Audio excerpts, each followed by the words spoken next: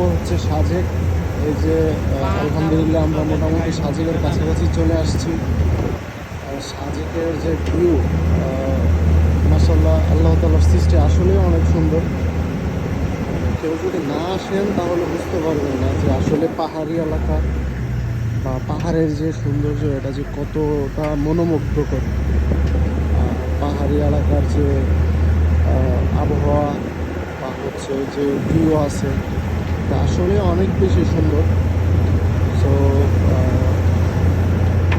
আমার সবার কাছে একটাই কথা যে সবাই অবশ্যই ঘুরতে আসবেন। ঘুরতে আসার জন্য সবার কাছে একটা অনুরোধ রইল, তাহলে বুঝতে পারবেন। এই যে আমরা মোটামুটি কাছাকাছি চলে আসছি। এই যে সাজেক কুলকুলো পরে আমরা আমাদের গন্তব্যস্থানে চলে যাব। সো আপনারা আমাদের সাথেই থাকুন। ইনশাল্লাহ আমরা চেষ্টা করব আপনাদের মাঝে আমাদের মূল্যবান কিছু সময় তুলে ধরার জন্য। আর সবচেয়ে বড় কথা হচ্ছে যে এখানে পাহাড়ি এলাকায় বর্তমানে প্রচুর পরিমাণে ঠান্ডা, অনেক শীত। দেখা যাচ্ছে যে শীতের কারণে ঠিকভাবে কথাই বলা যাচ্ছে না। রোদ উঠে গেছে, তবে তারপরেও অনেক বেশি শীত।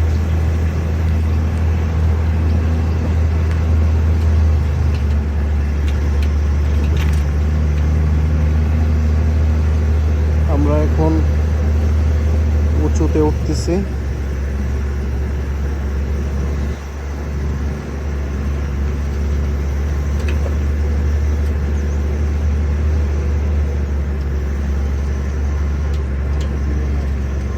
প্রচুর প্রচুর উঁচু পাহাড় প্রচুর, মানে ওঠা অনেক বেশি বিপজ্জনক। গাড়ি দেখেন আস্তে আস্তে উপরের দিকে যাচ্ছে, তবে অনেক অনেক উঁচু পাহাড়, যেটা অনেক বেশি বিপজ্জনক।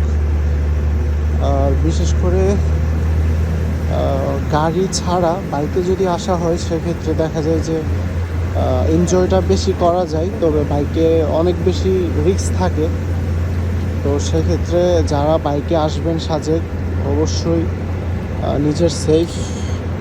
নিজের সেফটি এবং সিকিউরিটি নিয়ে সাজেকের উদ্দেশ্যে আসবেন বা সাজেকের দিকে আসবেন। বাইক নিয়ে আসলে দেখা যায় যে অনেক বেশি